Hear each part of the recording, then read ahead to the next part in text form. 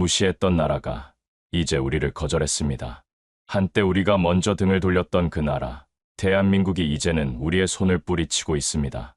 기술 협력을 다시 시작하자며 손 내미는 인도네시아에게 한국은 단 한마디로 응답했습니다. 기술 보호 원칙상 어렵습니다. 불과 몇 년 전만 해도 우리는 한국을 조립 잘하는 나라 정도로만 봤습니다. 전투기 개발, 그건 미국이나 유럽 같은 전통 강국의 전유물이라고 여겼죠. 그래서 우리는 터키를 선택했고 중국과 접촉했습니다. 한국은 그저 여러 선택지 중 하나일 뿐이었습니다. 그런데 지금 KF-21 보라매가 전 세계 하늘을 가르며 날아다니고 있습니다. 폴란드, 우크라이나, 루마니아, 그 어떤 나라도 한국 기술을 의심하지 않습니다. 오히려 한국이 제시하는 기준을 따르고 있습니다. 하지만 우리는 그들을 의심했습니다. 그리고 지금 그날의 선택을 뼈저리게 후회하고 있습니다. 한 나라의 방산 정책 담당자가 고백하는 믿을 수 없는 진실. 지금 바로 시작합니다. 사연 시작 전 구독과 좋아요로 대한민국 방산을 응원해주세요. 제 이름은 안드레 사트리아입니다. 인도네시아 공군에서 25년간 복무했고 중령으로 전역한 뒤 지금은 국방부 방산전략실에서 자문관으로 일하고 있습니다. 평생을 군복 입고 살았지만 저는 언제나 실리를 중시하는 사람이었습니다. 이상보다는 현실을, 명분보다는 이익을 중시하며 살아왔습니다. 그래서 그런지 주변에선 절 보고 정치적인 군인이라 부르기도 했습니다. 어린 시절부터 저는 계산하는 아이였습니다. 자바 섬 동부의 작은 도시 말랑에서 태어나 자란 저는 친구들이 놀이에 빠져 있을 때도 늘 이게 나에게 무슨 도움이 될까를 먼저 생각했습니다. 아버지는 지방 공무원이었고 어머니는 초등학교 교사였습니다. 넉넉하지 않은 살림이었지만 부모님은 저에게 신중하게 판단하고 현명하게 선택하라고 늘 가르치셨습니다. 그런 환경에서 자란 탓인지 저는 어려서부터 위험을 회피하는 성향이 강했습니다. 친구들이 모험적인 놀이를 할 때도 저는 항상 한 발 뒤에서 상황을 지켜봤습니다. 축구를 할 때도 공격보다는 수비를 선호했고 시험을 볼 때도 모르는 문제보다는 확실히 아는 문제부터 풀었습니다. 군대에 들어간 것도 공군을 선택한 것도 모두 신중한 계산의 결과였습니다. 당시 인도네시아는 경제가 급성장하던 시기였고 국방 분야 전문가에 대한 수요가 늘어나고 있었습니다. 안정적인 미래, 명예로운 사회적 지위, 그리고 퇴역 후에도 이어질 수 있는 인맥과 경력. 저에게는 모든 게 투자와 수익의 관점에서 판단되었습니다. 공군사관학교에서도 저는 모범생이었습니다. 성적은 항상 상위권을 유지했고 교관들로부터 미래가 밝은 장교라는 평가를 받았습니다. 하지만 돌이켜보면 저는 진정한 군인 정신보다는 출세를 위한 처세술에 더 능했던 것 같습니다. 동기들이 나라를 지키겠다는 사명감에 불타고 있을 때 저는 이미 전역 후에 경력 설계를 그려놓고 있었습니다. 훈련 과정에서도 저의 신중한 성격은 여실히 드러났습니다. 비행 훈련을 받을 때도 저는 절대 무리하지 않았습니다. 교관이 지시한 범위를 벗어나는 기동은 하지 않았고 위험해 보이는 상황에서는 항상 안전을 우선시했습니다. 덕분에 사고 한 번 없이 과정을 마쳤지만 동시에 뛰어나지만 보수적인 조종사라는 평가도 받았습니다. 공군 생활 25년 동안 저는 한 번도 감정적인 결정을 내린 적이 없었습니다. 부대 배치를 받을 때도 진급을 위한 보직을 선택할 때도 심지어 결혼을 할 때조차 저는 모든 걸 따져봤습니다. 아내 리나와 만난 것도 사실 군 간부 모임에서였고 그녀의 아버지가 국방부 고위직이라는 것도 제가 그녀에게 관심을 갖게 된 이유 중 하나였습니다. 물론 지금은 진심으로 사랑하고 있지만 그때만 해도 저에게는 모든 인간관계가 전략적 선택이었습니다. 전투기 조종사 시절에도 저는 늘 안전 위주로 비행했습니다. 무리한 기동은 하지 않았고 위험한 임무는 되도록 피했습니다. 동료들은 저를 신중한 파일럿이라 불렀지만 실제로는 제 안전과 경력에 흠집이 날까봐 두려웠던 겁니다. 그런 태도가 쌓이고 쌓여서 저는 자연스럽게 기획 업무와 정책 분야로 옮겨가게 되었습니다. 방산 정책 분야에서 일하기 시작한 후로는 더욱 현실적인 사고방식이 강화되었습니다. 예산, 일정, 기술적 현실성, 정치적 타당성, 이런 요소들을 종합적으로 고려해서 정책을 수립하는 것이 제 주요 업무였습니다. 그 과정에서 저는 점점 더 보수적이고 신중한 성향을 보이게 되었습니다. 10여 년 전 한국이 우리에게 항공기 공동개발을 제안했을 때가 기억납니다. KF-X 사업이었죠. 당시만 해도 저를 포함한 우리 내부는 반신반의했습니다. 한국이 무기를 만들어 전투기까지. 정말 솔직히 말씀드리면 저는 그때 한국을 조립, 잘하는 나라 정도로만 봤습니다. 회의실에서 한국 측 프레젠테이션을 들으면서도 저는 계속 의구심을 품고 있었습니다. 화면에 나타난 설계도와 기술 스펙들이 그럴듯해 보이긴 했지만 마음 한편으론 이게 정말 가능할까 하는 생각이 떠나지 않았습니다. 한국 엔지니어들이 열정적으로 설명하는 모습을 보면서도 저는 속으로 너무 이상적입니다. 현실성이 부족합니다. 라고 생각했습니다. 전자제품, 조선, 자동차는 알아줘도 무기 개발은 미국이나 유럽처럼 전통 있는 나라의 전유물이라고 생각했죠. 프랑스의 라팔, 미국의 F-35, 러시아의 수호이 시리즈 같은 플랫폼들과 비교했을 때 한국의 KF-X는 아직 종이 위의 계획에 불과해 보였습니다. 그래도 그때는 미국 F-16 대책이 도입에 대한 국제 정세도 있고 우리도 뭔가 공동 개발국 타이틀은 얻어야 했기에 저는 내부 회의에서 KF-X 참여를 긍정적으로 설득했습니다. 하지만 그건 기술력을 믿어서가 아니라 정치적 포지션 확보를 위해서였습니다. 그래서 처음부터 저는 중국과 터키를 병행해야 한다고 주장했죠. 한국은 도전적이긴 한데 너무 이상론적입니다. 리스크 분산이 필요합니다. 이게 그 당시 제 주장이었습니다. 돌이켜보면 그때 저는 기술이 아니라 사람과 철학을 믿지 못했던 겁니다. 한국은 진심이었는데 우리는 거래만 따졌습니다.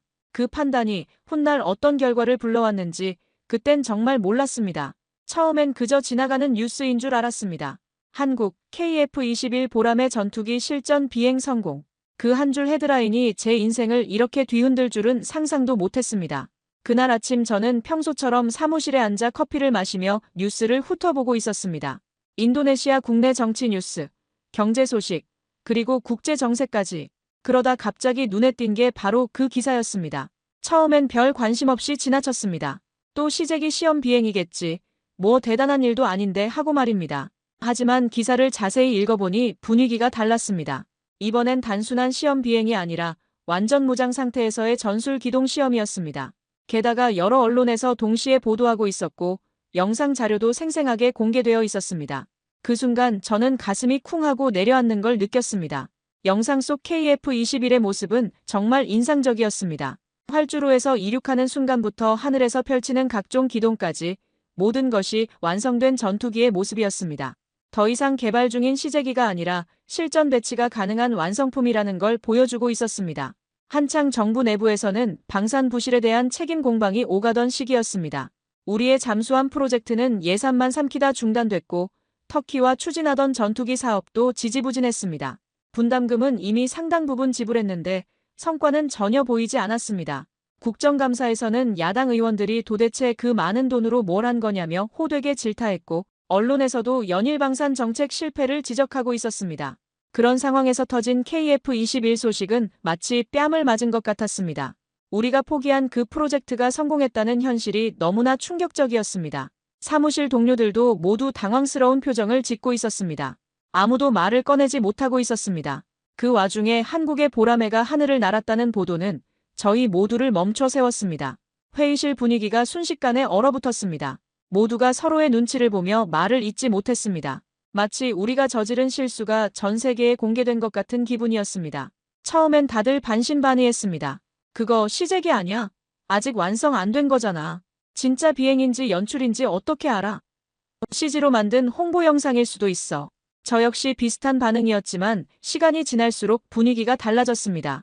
며칠 뒤부터 해외 언론들이 앞다퉈 보도하기 시작했습니다. 유럽 군사 매체들이 상세한 기술 분석 기사를 내보냈고 심지어 미국 국방전문지도 한국이 아시아 방산의 새로운 기준을 제시했다고 평가했습니다. 제인스 디펜스 위클리 같은 권위 있는 매체에서까지 KF-21의 성능을 긍정적으로 분석하는 기사가 나왔을 때 저는 더 이상 이를 무시할 수 없었습니다. 특히 충격적이었던 건 기술적 완성도에 대한 평가였습니다. 해외 전문가들은 KF-21이 기존의 4.5세대 전투기를 뛰어넘는 성능을 보여주고 있다고 분석했습니다. 스텔스 성능, 항전 장비, 무장 시스템 등 모든 면에서 세계 최고 수준에 근접했다는 평가였습니다. 그 무렵 저는 정부 자문회의에서 이런 제안을 받았습니다. 과거 KF-X 분담금을 일부 납부한 전례가 있으니 KF-21 시제기 수령을 다시 추진해보자. 그 말에 저는 오래 묵은 기억이 스쳐 지나갔습니다. 한국을 떠난 결정, 터키와의 계약 추진, 그리고 분담금 지연.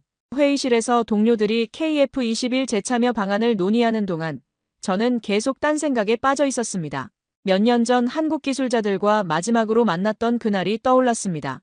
그들의 실망스러운 표정, 아쉬워하는 목소리, 그리고 언젠가는 이해해 주실 거라 믿습니다라고 했던 그 말. 그때는 그저 예의상 하는 인사말 정도로 생각했는데 지금 와서 보니 그게 마지막 인사였던 겁니다. 안드레 고문님 생각은 어떠십니까? 갑자기 부장관이 제게 물었습니다. 저는 당황해서 잠시 말을 잇지 못했습니다. 일단 비공식적으로 접촉해보는 게 좋겠습니다. 하지만 기대는 하지 마십시오. 상황이 많이 달라졌으니까요. 회의가 끝난 뒤 저는 깊은 숨을 쉬었습니다. 사무실 창밖으로 자카르타의 빌딩들이 보였습니다. 그 사이로 지나가는 비행기를 보며 저는 문득 생각했습니다. 이제 와서 한국이 우리를 다시 받아줄까? 그 순간 저는 처음으로 우리가 실수했을지도 모른다는 생각이 들었습니다. 그 직후 한국으로부터 공식 회신이 도착했습니다.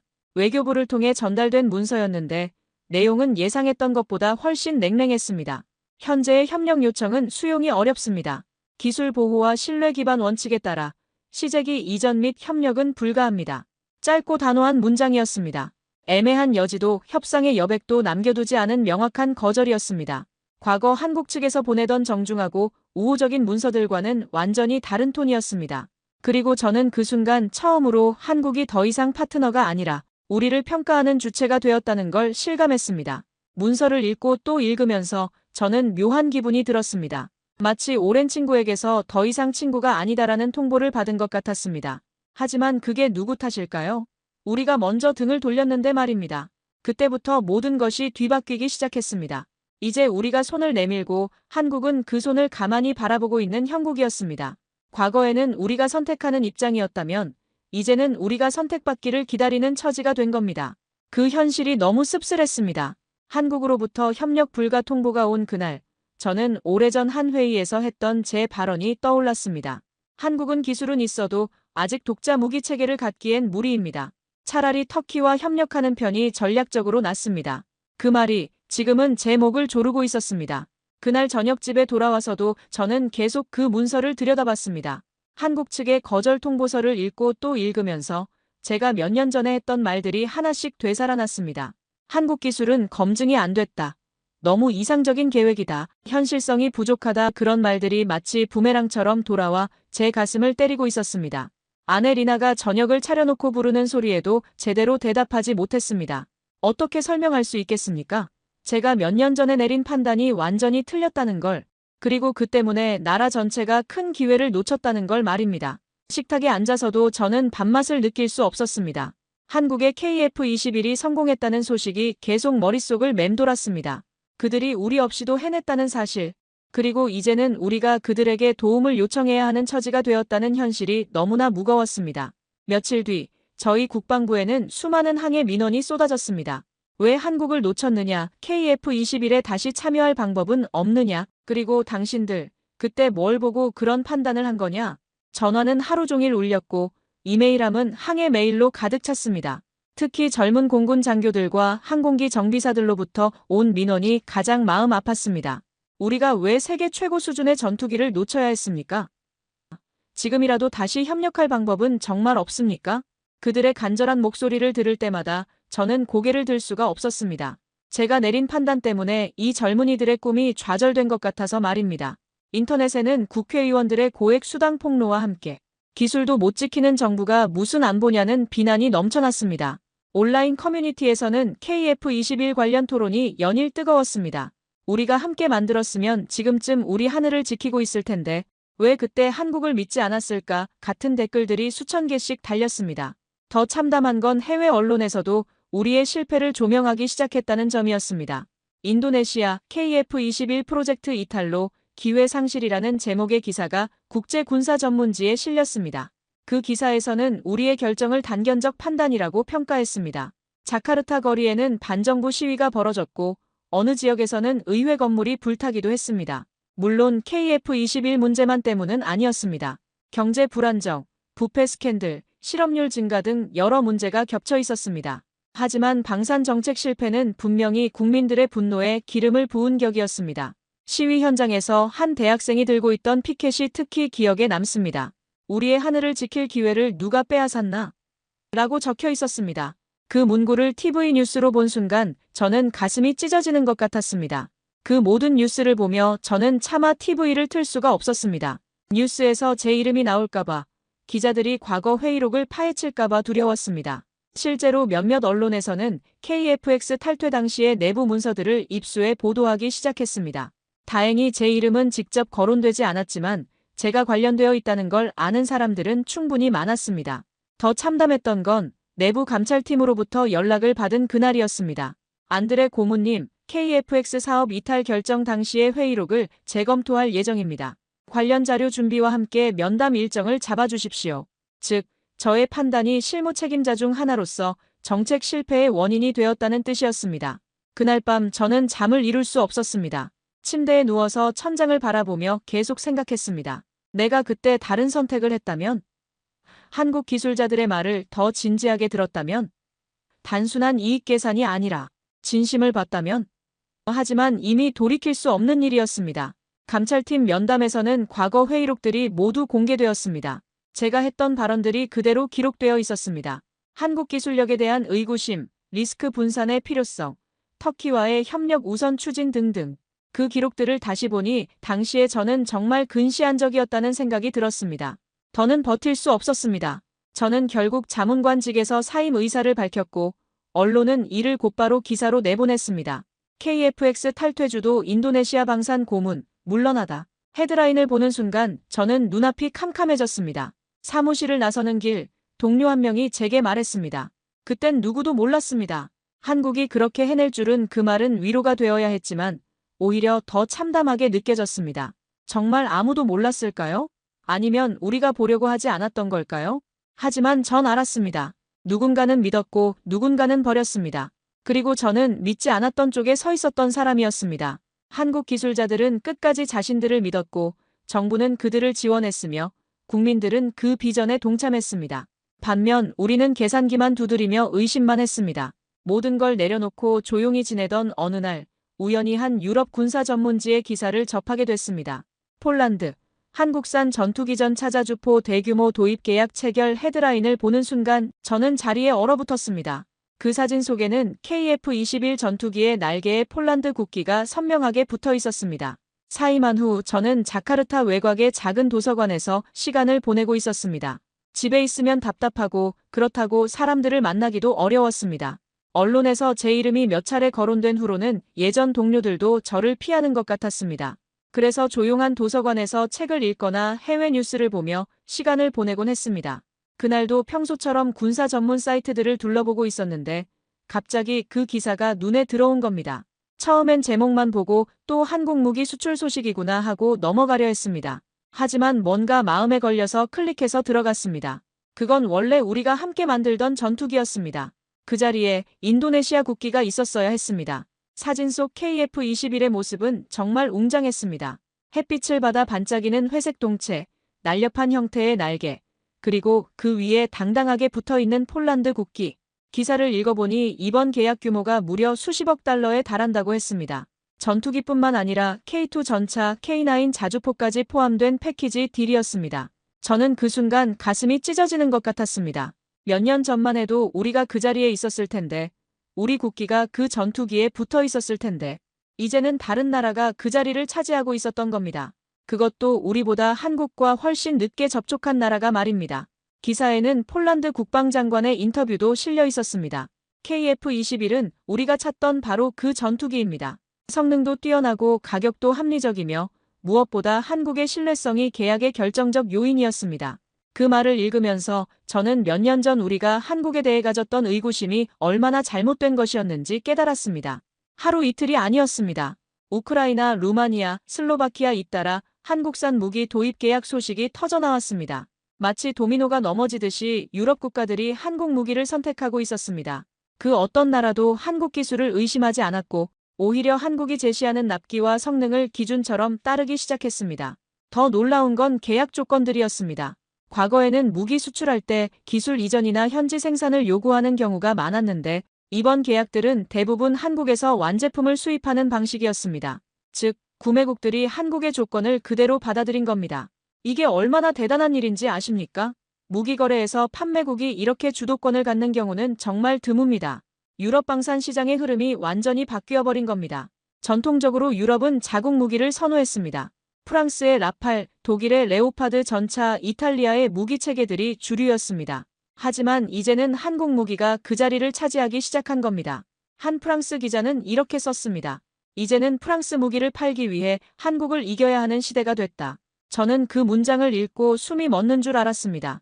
과거에는 한국이 유럽 무기와 경쟁해야 했다면 이제는 유럽이 한국 무기와 경쟁해야 하는 상황이 된 겁니다.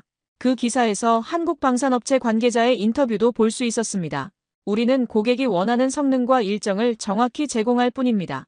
약속은 반드시 지키고 기술은 계속 발전시키며 신뢰를 최우선으로 생각합니다. 그 말을 보는 순간 저는 몇 년 전 한국 기술자들이 했던 말이 떠올랐습니다. 우리는 약속을 지키는 나라입니다. 특히 충격적이었던 건 납기 준수율이었습니다. 한국 방산업체들의 납기 준수율이 98%를 넘는다는 통계를 봤습니다.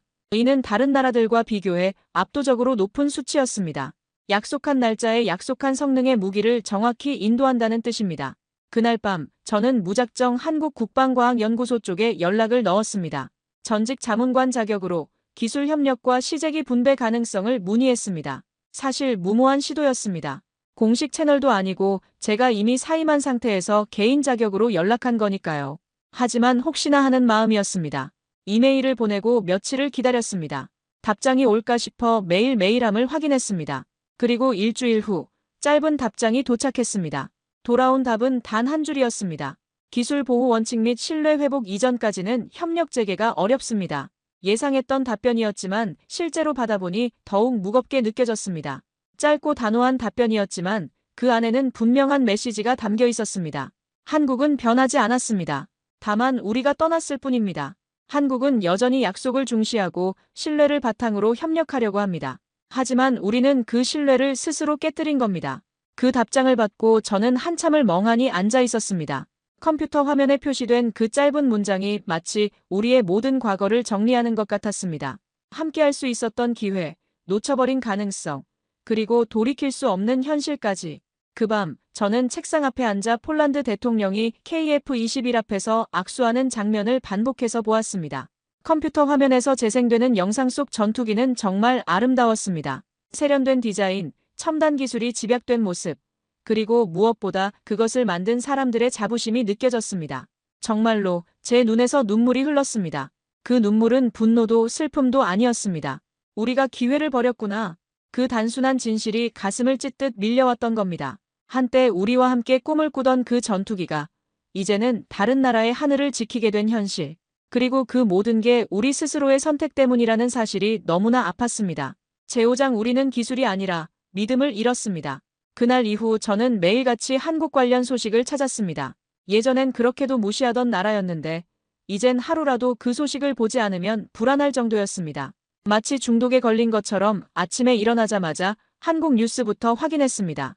군사 전문 사이트, 방산업체 홈페이지, 심지어 한국 언론의 영어 기사까지 샅샅이 뒤졌습니다.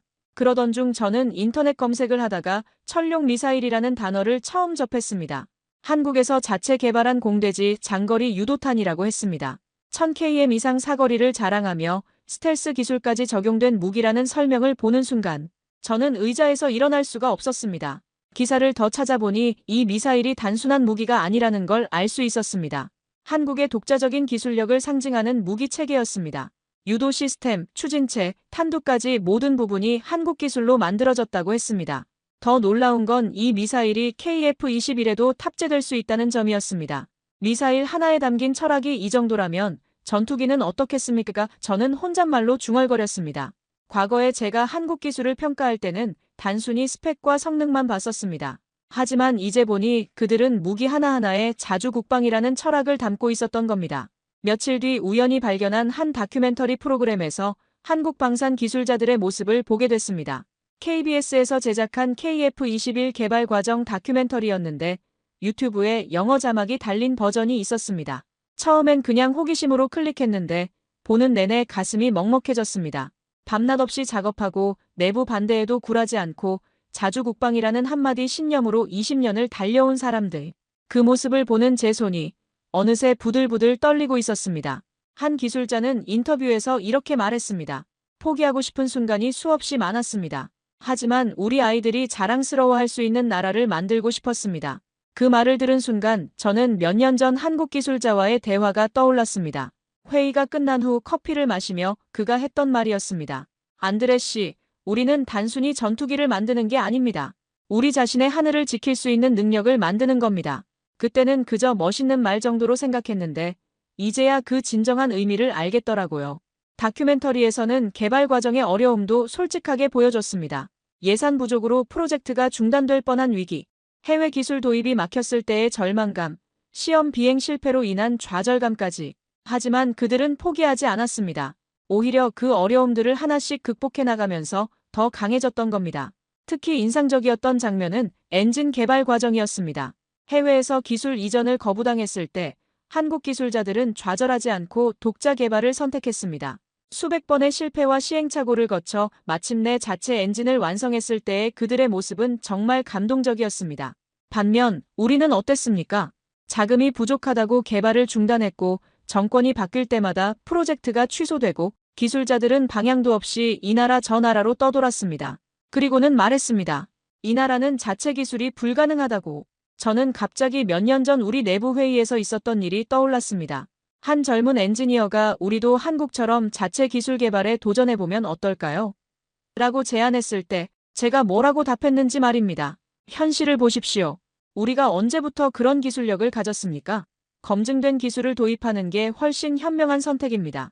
그때 그 젊은 엔지니어의 실망스러운 표정이 지금도 생생합니다. 눈빛이 순간 꺼지는 게 보였습니다. 지금 생각해보면 제가 그의 꿈과 가능성을 한 번에 짓밟아버린 거였습니다. 그 후로 그는 회의에서 적극적인 의견을 내지 않게 됐고 결국 민간 회사로 이직해버렸습니다.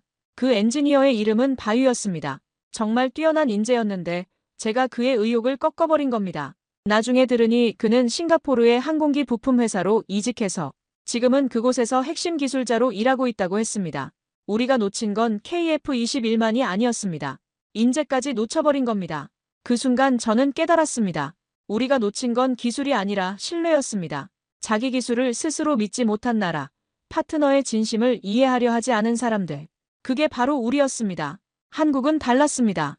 그들은 실패를 두려워하지 않았고 어려움 앞에서 포기하지 않았습니다. 무엇보다 자신들의 가능성을 믿었던 겁니다. 기술자들은 자신의 능력을 믿었고 정부는 그들을 믿었으며 국민들은 그 비전을 믿었습니다. 다큐멘터리에서 본 한국 국민들의 반응도 인상적이었습니다.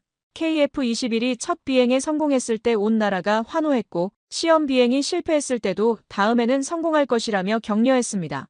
그런 국민적 지지가 있었기에 기술자들도 포기하지 않고 끝까지 개발을 완료할 수 있었던 겁니다. 한국은 스스로를 믿었고 기술보다 먼저 사람을, 철학을 쌓았습니다. 저는 이제야 그것을 인정합니다. 과거 제가 한국은 아직 멀었다고 말했을 때 정작 멀었던 건 우리였습니다. 기술적 거리가 아니라 정신적 거리, 철학적 거리가 멀었던 겁니다. 다큐멘터리를 다 보고 나서 저는 오랫동안 멍하니 앉아 있었습니다. 화면이 꺼진 후에도 한국 기술자들의 모습이 계속 눈에 어른거렸습니다. 그들의 열정, 그들의 신념, 그들의 포기하지 않는 의지, 그 모든 게 우리에게는 부족했던 것들이었습니다. 그리고 부끄럽게도 그 진심을 처음 알게 된 순간은 우리가 거절당한 바로 그날이었습니다. 너무 늦었지만 이제라도 알게 된 게 다행이라고 생각해야 할까요? 아니면 더 일찍 깨달았어야 했다고 후회해야 할까요? 저는 아직도 그 답을 찾지 못하고 있습니다. 정부는 결국 한국에 남은 분담금을 일부 송금했습니다. 그 금액은 약 900억 원. 이전까지의 납입액을 합치면 총 4,530억 원에 달한다며 우리는 마치 우린 아직 자격이 있다고 말하고 싶어하는 듯 했습니다. 언론에서는 이를 인도네시아, 한국과의 관계 회복 시도라고 보도했고 정부 관계자들은 성의를 보인 것이라고 설명했습니다. 저는 그 뉴스를 보면서 씁쓸한 기분이 들었습니다. 몇 년 전에는 분담금이 너무 많다. 단계적 지불이 필요하다며 온갖 조건을 달았던 우리가 이제는 아무 조건 없이 돈을 보내고 있었으니까요. 그것도 아무런 확답도 받지 못한 채 말입니다. 정부 내부에서는 이번 송금을 계기로 관계 회복이 가능할 것이라는 기대감이 있었습니다. 우리가 성의를 보였으니 한국도 호의적으로 반응할 것이라는 낙관론이 지배적이었습니다. 일부에서는 이미 KF-21 기술협력 재개 방안을 논의하기 시작했습니다. 국방부 장관은 기자회견에서 이렇게 말했습니다. 이번 분담금 송금은 과거의 약속을 지키겠다는 우리의 의지를 보여주는 것입니다. 한국과의 협력 관계가 다시 복원되기를 희망합니다. 하지만 저는 그 말을 들으면서도 불안한 마음을 감출 수 없었습니다. 하지만 한국은 그 어떤 공식적 입장도 내놓지 않았습니다. 송금 확인 통보만 간단히 보내왔을 뿐, 그 이후에는 완전한 침묵이었습니다. 시제기 이전은 물론 공동기술개발 협력 요청에도 기술보호 원칙상 어렵다는 대답만이 반복될 뿐이었습니다. 며칠이 지나자 정부 관계자들 사이에서 당황스러운 기색이 역력했습니다. 돈을 보냈는데 왜 반응이 없지? 최소한 감사 인사라도 있어야 하는 거 아냐? 같은 말들이 나오기 시작했습니다. 그들은 여전히 돈으로 관계를 회복할 수 있다고 생각하고 있었습니다. 저는 그 상황을 지켜보면서 한국의 입장을 이해할 수 있었습니다. 우리가 돈을 보냈다고 해서 갑자기 과거가 지워지는 건 아니니까요. 신뢰라는 건 한 번 깨지면 다시 쌓기가 정말 어려운 겁니다. 특히 국가 간의 신뢰는 더더욱 그렇습니다. 몇 주가 지나도 한국으로부터는 아무런 연락이 없었습니다. 정부 관계자들은 점점 초조해하기 시작했고, 언론에서는 한국의 냉랭한 반응에 대해 보도하기 시작했습니다. 일부에서는 우리가 충분한 성의를 보였는데도 한국이 너무 완고하다는 비판까지 나왔습니다. 하지만 저는 알고 있었습니다. 한국이 냉랭한 게 아니라 우리가 너무 안일하게 생각하고 있었던 겁니다. 신뢰는 돈으로 살 수 있는 게 아니거든요. 시간과 행동으로만 증명할 수 있는 거였습니다. 그제야 저는 현실을 인정하게 되었습니다. 우리는 더 이상 협력 파트너가 아니라 그저 무기 구매를 원하는 고객이 된 것이었습니다. 과거에는 우리가 함께 개발하는 동반자였다면 이제는 완성된 제품을 사가는 구매자일 뿐이었습니다. 그 사실을 받아들이는 게 정말 힘들었습니다. 자존심도 상했고 무엇보다 우리가 스스로 그런 위치로 전락했다는 게 참담했습니다. 하지만 현실은 현실이었습니다. 한국은 이제 우리의 도움 없이도 충분히 성공할 수 있는 나라가 되었고 우리는 그들이 만든 제품을 사고 싶어하는 수많은 나라 중 하나가 된 겁니다. 얼마 전 저는 개인 자격으로 한국국방기술진흥원 관계자와 비공식 미팅을 가졌습니다. 예전에 KFX 프로젝트에서 함께 일했던 분이었습니다. 서울에 개인 여행을 간다는 핑계로 연락을 드렸더니 다행히 만나주겠다고 하시더라고요. 강남의 한 카페에서 만난 그분은 예전과 크게 다르지 않았습니다. 여전히 온화한 미소를 지으며 저를 반갑게 맞아주셨습니다. 하지만 대화를 나누다 보니 분위기가 예전과는 확실히 달랐습니다. 과거에는 동등한 파트너로서 허심탄회하게 이야기했다면 이제는 뭔가 거리감이 느껴졌습니다. 요즘 어떻게 지내십니까? 그분이 정중하게 물었습니다. 저는 솔직하게 대답했습니다. 사실 어려운 시간을 보내고 있습니다. 과거의 결정들을 많이 후회하고 있습니다. 그분은 조용히 고개를 끄덕였지만 특별한 반응은 보이지 않았습니다. 그 자리에서 저는 조심스럽게 물었습니다. 혹시 기술자 파견만이라도 다시 협의할 수 있을까요? 우리도 많이 반성하고 있고 진정한 협력을 원하고 있습니다. 사실 개인 자격으로 이런 이야기를 꺼내는 것 자체가 월권이었지만 다른 방법이 없었습니다. 그분은 조용히 웃으며 고개를 저었습니다. 안드레 씨, 한국은 이제 기술보다 신뢰를 먼저 봅니다. 협력은 계약보다도 오래가는 관계니까요. 지금 인도네시아와의 관계를 보면 아직은 그런 단계가 아닌 것 같습니다. 순간 그 말이 제 가슴을 세차게 때렸습니다. 예전에 한국 측에서 자주 강조했던 말이 바로 그거였습니다. 우리는 단순한 거래가 아니라 진정한 파트너십을 원합니다. 그때는 그저 외교적 수사 정도로 생각했는데 이제 와서 보니 그게 그들의 진심이었던 겁니다. 우리 입장에서는 남은 돈을 내며 관계를 회복하자는 제안이었지만 한국 입장에선 그건 잃어버린 신뢰를 돈으로 회복하려는 시도에 불과했습니다. 돈으로 살 수 있는 건 상품이지 신뢰는 아니니까요. 그럼 어떻게 해야 신뢰를 회복할 수 있을까요? 제가 간절하게 물었습니다. 그분은 잠시 생각하더니 이렇게 답했습니다. 시간이 필요합니다. 그리고 일관된 행동이 필요하고요. 말보다는 행동으로 보여주셔야 합니다. 그분과 헤어지면서 저는 한 가지 확실하게 깨달았습니다. 한국은 변하지 않았다는 걸 말입니다. 여전히 신뢰를 중시하고 진정성을 바탕으로 관계를 맺으려고 합니다. 변한 건 우리였습니다. 우리가 그 신뢰를 스스로 깨뜨렸고 이제는 그 결과를 감수해야 하는 겁니다. 며칠 뒤 한국 언론의 요청으로 짧은 인터뷰를 하게 되었습니다. 인도네시아의 KF21 프로젝트 재참여 시도에 대한 프로그램을 제작한다며 연락이 온 거였습니다. 처음엔 거절하려 했지만 이번 기회에 제 솔직한 마음을 전하고 싶어서 수락했습니다. 카메라 앞에 서는 것이 이토록 부끄러운 일일 줄은 몰랐습니다. 기자가 인도네시아가 한국과의 협력을 재개하려는 이유가 뭐라고 생각하십니까? 라고 물었을 때 저는 한참을 망설였습니다. 그리고 제 인생에서 가장 솔직한 말을 꺼냈습니다. 우리가 한국을 떠났을 때 그건 단순한 계약 파기의 문제가 아니었습니다. 우리는 그들의 신념과 진심을 저버렸습니다. 그리고 한국은 그 믿음으로 하늘을 날아올랐습니다. 그 말을 하는 동안 제 목소리가 떨리고 있다는 걸 느꼈습니다. 카메라를 통해 전 세계에 제 후회와 부끄러움이 전해질 거라는 생각에 두려웠지만 동시에 후련하기도 했습니다. 드디어 제 진심을 말할 수 있게 됐으니까요. 제7장 한국은 결국 해냈습니다. 인터뷰가 방송된 후 예상치 못한 반응이 쏟아졌습니다. 인도네시아의 젊은 군인들, 대학의 공학도들, 그리고 기술자들까지 제게 연락을 보내왔습니다. 선생님, 저도 한국처럼 만들고 싶습니다. 우리가 다시 시작할 수 있을까요? 한국의 성공 비결이 뭔지 더 자세히 알고 싶습니다. 그들의 메시지를 하나하나 읽으면서 저는 복잡한 마음이 들었습니다. 특히 인상 깊었던 건 반둥 공과대학교의 한 학생이 보낸 편지였습니다. 교수님, 저는 항공우주공학과 3학년입니다. 교수님의 인터뷰를 보고 정말 많은 생각이 들었습니다. 우리도 언젠가는 우리만의 전투기를 만들 수 있을까요? 교수님처럼 포기하지 않고 끝까지 도전해보고 싶습니다. 그 편지를 읽으면서 저는 몇 년 전 제가 짓밟아버렸던 젊은 엔지니어의 얼굴이 떠올랐습니다. 처음엔 부끄러웠습니다. 내가 이 젊은이들에게 보여준 것은 실패의 상징일 뿐인데 그들은 내 눈물 속에서 희망의 불씨를 본 것이었습니다. 하지만 동시에 고마웠습니다. 제 실패가 헛되지 않을 수도 있겠다는 생각이 들었거든요. 적어도 이 젊은이들은 저와 같은 실수를 반복하지 않을 테니까요. 제게 연락을 보낸 젊은이들 중에는 이미 한국어를 배우기 시작한 사람들도 있었습니다. 한국의 기술 문서를 직접 읽어보고 싶어서입니다. 라고 말하는 대학생, 한국 기업에 취업해서 그들의 노하우를 배우고 싶다는 젊은 엔지니어까지. 그들의 열정을 보면서 저는 한국이 단순히 무기만 수출하는 게 아니라 꿈과 희망까지 수출하고 있다는 걸 실감했습니다. 한 젊은 공군 조종사는 제게 이런 메시지를 보냈습니다. 선생님, 저는 지금 F-16을 조종하고 있습니다. 하지만 언젠가는 우리나라가 만든 전투기를 조종하고 싶습니다. KF-21 같은 전투기를 우리도 만들 수 있을까요? 그 간절함이 글자 그대로 전해져 왔습니다. 그로부터 며칠 뒤 KF-21 수출 계약 체결식이 폴란드에서 열렸다는 소식을 들었습니다. 이번에는 단순한 뉴스가 아니라 생중계로 전 세계에 방송되었습니다.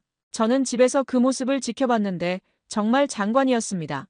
한국방산 관계자들과 폴란드 고위 장성들이 악수를 나누는 모습, 계약서에 서명하는 순간, 그리고 영상 속 웅장하게 날아오르는 KF-21의 모습, 전투기가 이륙하는 순간 엔진에서 뿜어져 나오는 푸른 불꽃이 정말 아름다웠습니다. 마치 한국의 꿈이 하늘로 솟아오르는 것 같았습니다. 폴란드 국방장관이 계약서에 서명하면서 한 말이 특히 기억에 남습니다. KF-21은 폴란드의 하늘을 지킬 수호자가 될 것입니다. 한국과의 이번 계약은 단순한 무기 도입이 아니라 미래를 향한 투자입니다. 그 말을 들으면서 저는 과거 우리가 얼마나 큰 기회를 놓쳤는지 다시 한번 절감했습니다. 그 장면은 한때 제가 가능성 없다고 단정지었던 전투기의 자랑스러운 성공 선언이었습니다. 폴란드 대통령이 직접 KF-21 조종석에 앉아 기념 촬영을 하는 모습을 보면서 저는 가슴이 벅차올랐습니다. 그 자리에 앉아야 할 사람은 우리 대통령이었을 텐데 이제는 그저 TV 화면으로만 볼 수 있는 현실이 안타까웠습니다. 계약 체결식에서 한국 측 대표가 한 말이 특히 기억에 남습니다. KF-21은 단순한 무기가 아닙니다. 이것은 한국과 폴란드가 함께 만들어갈 평화의 상징이며 양국 간 신뢰의 증표입니다. 그 말을 들으면서 저는 몇 년 전 우리가 놓친 것이 무엇인지 다시 한번 깨달았습니다. 계약 규모도 놀라웠습니다. 전투기만 48대의 수조원 규모의 계약이었습니다. 그것도 한국이 제시한 조건을 폴란드가 그대로 수용한 결과였습니다. 기술 이전도 현지 생산도 없이 순수하게 한국에서 생산한 완제품을 수입하는 조건이었습니다. 그리고 저는 그 화면을 보며 이렇게 생각했습니다. 한국은 결국 해냈습니다. 그들은 우리와 달랐습니다. 의심과 계산이 아닌 믿음과 신념으로 기술을 완성했습니다. 내부 반대와 정치적 타협에도 흔들리지 않고 끝까지 자신들을 믿은 기술자들에게 응답했습니다. 예산이 부족할 때도, 해외에서 기술 이전을 거부당할 때도, 시험 비행이 실패했을 때도 포기하지 않았습니다. 방송에서는 KF-21 개발 과정의 뒷이야기도 공개되었습니다. 20년이 넘는 개발 기간 동안 수많은 위기가 있었다고 했습니다. 국정감사에서 예산 삭감 압박을 받았을 때, 해외 파트너들이 하나둘 떠나갔을 때, 심지어 국민 여론이 냉랭해졌을 때도 있었다고 했습니다. 하지만 한국은 포기하지 않았습니다. 정부는 일관된 정책을 유지했고 기술자들은 밤낮 없이 연구에 매진했으며 국민들은 끝까지 믿어주었습니다. 그 결과가 바로 지금 폴란드 하늘을 나는 KF-21이었습니다. 그 순간 저는 이상한 감정을 느꼈습니다. 질투, 부러움, 아니었습니다. 그것보다 더 깊은 감정이었습니다. 존경. 정말 그랬습니다.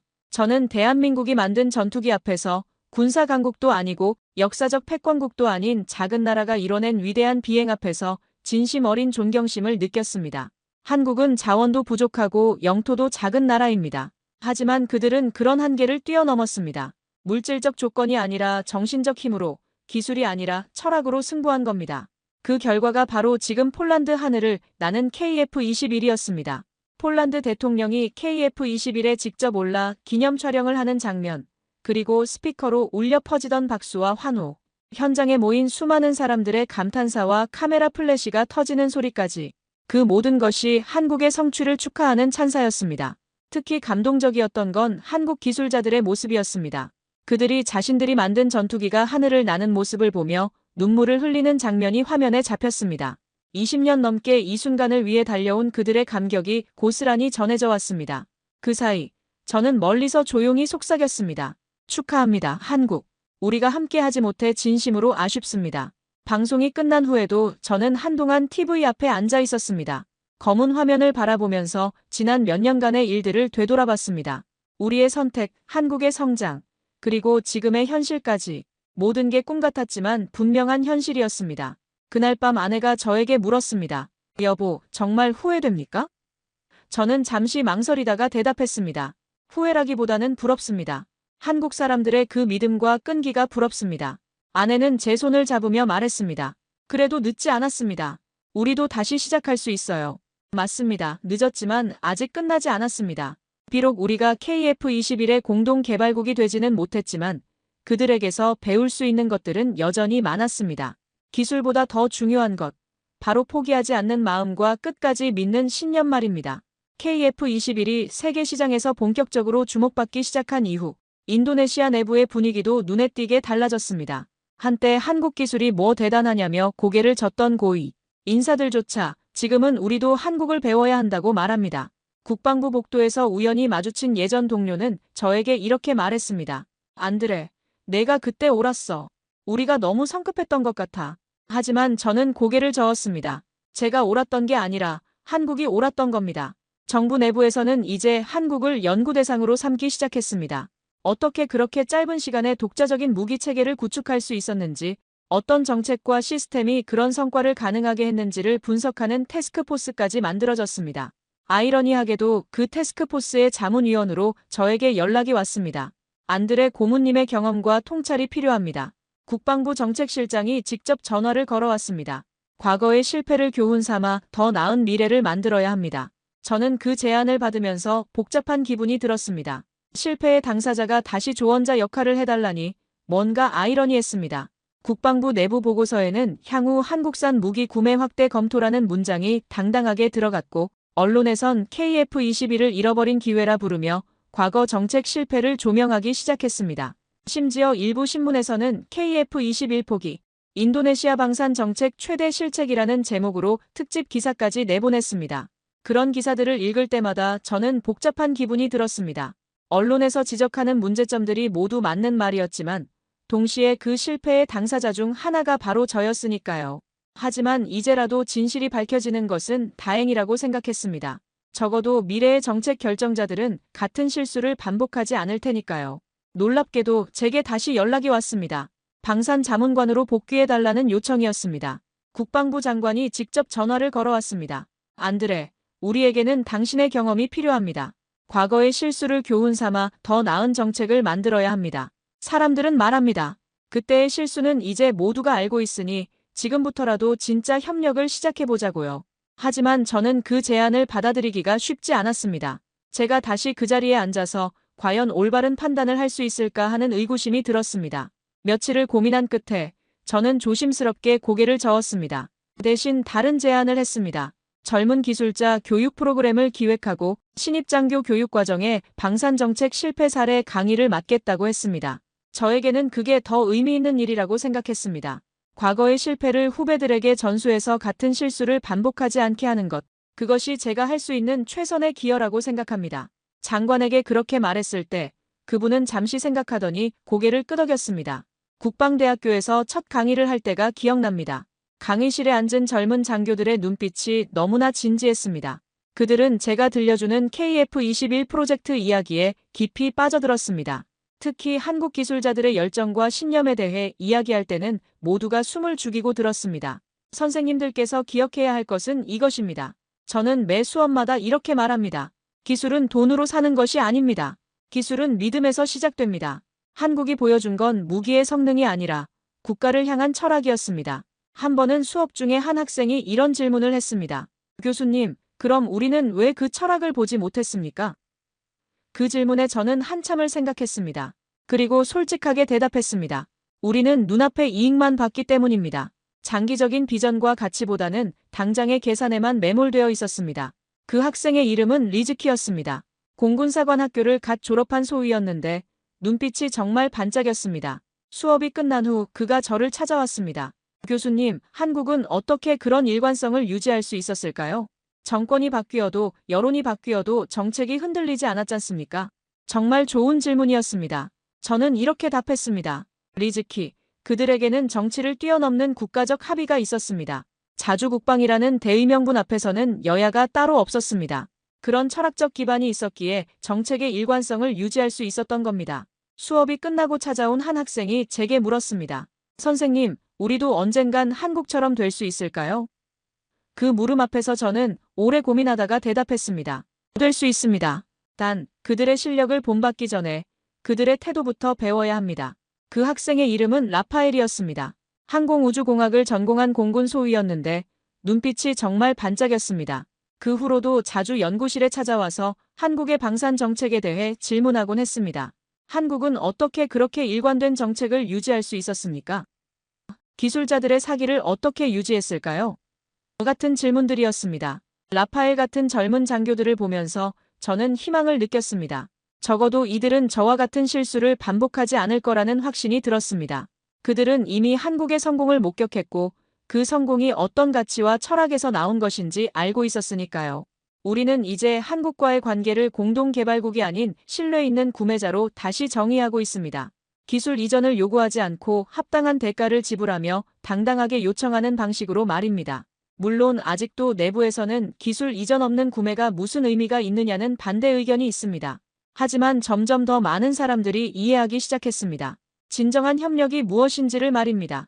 최근에는 한국 방산업체와 정식 구매 상담을 시작했습니다. KF-21은 아니지만 K-9 자주포와 수리온 헬기 도입을 검토하고 있습니다. 이번에는 과거와 다른 접근 방식을 택했습니다. 무리한 조건을 요구하지 않고 한국 측의 제안을 존중하며 무엇보다 신뢰를 바탕으로 한 관계 구축에 중점을 두고 있습니다. 한국 측에서도 우리의 변화를 인정하는 듯합니다. 최근 비공식 접촉에서 한국 관계자가 이렇게 말했습니다. 인도네시아의 접근 방식이 많이 달라진 것 같습니다. 이런 자세라면 좋은 협력이 가능할 것 같습니다. 이제 와서야 우리는 진짜 협력의 의미를 깨닫고 있는지도 모릅니다. 그리고 저는 조용히 한국을 향한 존경과 미안함을 마음속에 새기며 살아가고 있습니다. 그들이 보여준 것은 단순한 기술력이 아니라 불굴의 의지와 변하지 않는 신념이었습니다. 그것이야말로 우리가 진정으로 배워야 할 가치라고 생각합니다. 이제 저는 더 이상 권한도 없고 전선에 서 있지도 않습니다. 하지만 이따금 KF-21 관련 뉴스가 보이면 습관처럼 고개를 들어 화면을 바라봅니다. 하늘을 가르며 이륙하는 전투기, 무장을 달고 임무를 수행하는 영상, 그리고 그 아래 붙어있는 작은 국기 하나, 태극기. 그 깃발을 볼 때마다 묘한 감정이 가슴을 짓누릅니다. 부러움, 존경, 그리고 한 줌의 미안함까지. 며칠 전에도 그런 순간이 있었습니다. 루마니아에서 KF-21 시연 비행을 하는 뉴스를 보게 됐는데 전투기가 수직으로 치솟아 오르는 장면이 정말 장관이었습니다. 그 모습을 보면서 저는 문득 몇 년 전 한국 기술자가 했던 말이 떠올랐습니다. 우리는 하늘을 나는 기계를 만드는 게 아니라 꿈을 현실로 만드는 겁니다. 그때는 그저 감상적인 표현 정도로 생각했는데 이제 와서 보니 그게 그들의 진심이었던 겁니다. 한국 사람들에게 KF-21은 단순한 무기가 아니라 자주국방의 상징이었고 불가능을 가능으로 만든 기적이었던 겁니다. 한국은 더 이상 조용한 나라가 아닙니다. 그들은 이제 무기를 수출하는 나라가 아니라 철학과 신념을 수출하는 나라가 되었습니다. 단순히 무기 성능을 광고하는 것이 아니라 국가의 가치와 원칙을 보여주며 기술로 말하고 신뢰로 계약하며 정신으로 협력하는 방식을 선택하고 있었습니다. 최근 들어 한국 방산업체들의 해외 마케팅 방식을 유심히 지켜보고 있는데 정말 인상적입니다. 다른 나라들처럼 스펙이나 가격만 강조하는 게 아니라 그들의 개발 철학과 품질에 대한 신념을 함께 전달하고 있습니다. 우리는 약속을 지키는 회사입니다. 고객의 안전이 최우선입니다. 같은 메시지들이 단순한 마케팅 문구가 아니라 진심에서 우러나온다는 걸 알 수 있습니다. 실제로 폴란드나 루마니아 같은 나라들이 한국 무기를 선택한 이유도 단순히 성능이나 가격 때문만은 아니었습니다. 한국의 신뢰성, 약속 이행 능력, 그리고 장기적인 파트너십에 대한 의지를 높이 평가했기 때문이었습니다. 이게 바로 진정한 경쟁력이라는 걸 이제야 깨닫고 있습니다. 얼마 전 읽은 국제군사 전문지 기사에서 한 분석가의 말이 특히 인상 깊었습니다. 한국 방산업체들은 단순히 무기를 팔지 않는다. 그들은 신뢰와 약속을 판다. 그리고 그것이 바로 한국 무기가 선택받는 이유다. 그 말을 읽으면서 저는 과거 우리가 얼마나 표면적인 것들만 보고 판단했는지 깨달았습니다. 그리고 우리는 그걸 너무 늦게 깨달았습니다. 돌이킬 수 없는 선택이었지만 그 선택이 우리에게 가르쳐준 것은 너무나도 많았습니다. 기술보다 중요한 것은 철학이고 성능보다 중요한 것은 신뢰라는 걸 말입니다. 요즘 제가 강의하는 젊은 장교들에게 자주 하는 말이 있습니다. 여러분이 미래의 중요한 결정을 내려야 할 때가 올 겁니다. 그때 한국의 사례를 꼭 기억하십시오. 그들은 불가능해 보이는 꿈을 포기하지 않았고 끝까지 자신들을 믿었기 때문에 성공할 수 있었습니다. 한 번은 수업 후에 한 학생이 제게 이런 질문을 했습니다. 교수님, 한국 사람들은 어떻게 그런 확신을 가질 수 있었을까요? 실패할 가능성도 높았을 텐데 말입니다. 그 질문에 저는 이렇게 답했습니다. 그들은 결과보다 과정을 믿었습니다. 성공보다 노력을 믿었고 무엇보다 자신들의 가능성을 믿었던 겁니다. 지금 이 이야기를 들으시는 여러분께 부탁드리고 싶습니다. 한국의 기술이 위대한 이유는 그 기술 뒤에 흔들리지 않는 사람들이 있었기 때문입니다. 20년이 넘는 긴 개발 과정 동안 수많은 어려움과 좌절이 있었을 겁니다. 예산 부족, 기술적 난관, 정치적 압력까지. 하지만 그들은 포기하지 않았습니다. 부디 그 가치를 가볍게 여기지 마십시오. KF-21이 하늘을 나는 모습은 그것은 단지 하늘을 나는 기계가 아니라 어떤 외압에도 무너지지 않는 한나라의 의지와 철학이 담긴 비행이었으니까요. 그 전투기 한 대 한 대에는 수많은 기술자들의 밤샘 작업이 담겨 있고 정부의 흔들리지 않는 지원이 담겨 있으며 국민들의 변함없는 신뢰가 담겨 있습니다. 몇 달 전 우연히 한국 드라마를 보게 됐는데 거기서 한 등장인물이 이런 말을 하더라고요. 포기하면 거기서 끝이지만 포기하지 않으면 언젠가는 길이 보인다. 그 대사를 듣는 순간 저는 KF-21 프로젝트가 떠올랐습니다. 정말 그랬습니다. 한국은 포기하지 않았고 결국 길을 찾아냈습니다. 반면 우리는 어땠습니까? 조금만 어려워도 포기했고 조금만 복잡해도 다른 길을 찾았습니다. 그리고 그 결과 가장 중요한 기회를 놓쳐버렸습니다. 이제 와서 후회해도 소용없지만 적어도 미래 세대들에게는 이런 실수를 반복하지 말라고 가르칠 수 있을 겁니다. 최근 제 강의를 들은 한 학생이 보낸 편지가 있습니다.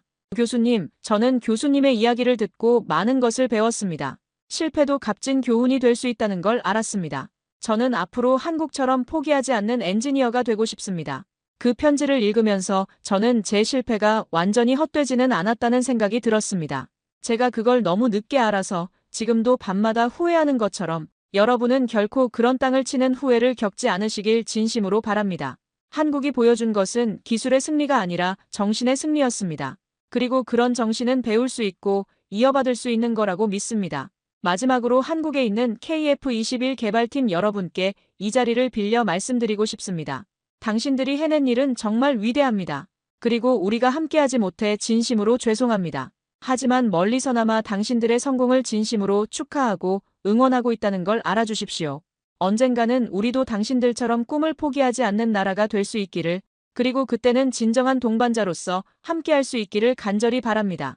그날까지 저는 계속해서 젊은 세대들에게 이 이야기를 전하겠습니다. 실패에서 배운 교훈을, 그리고 한국이 보여준 위대한 정신을 말입니다.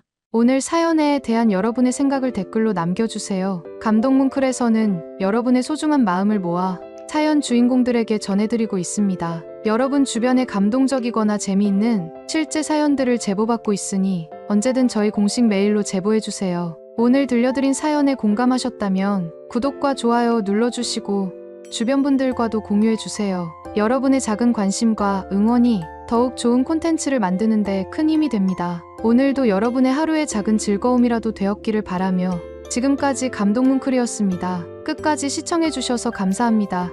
다음에 더 감동적인 사연으로 찾아뵙겠습니다.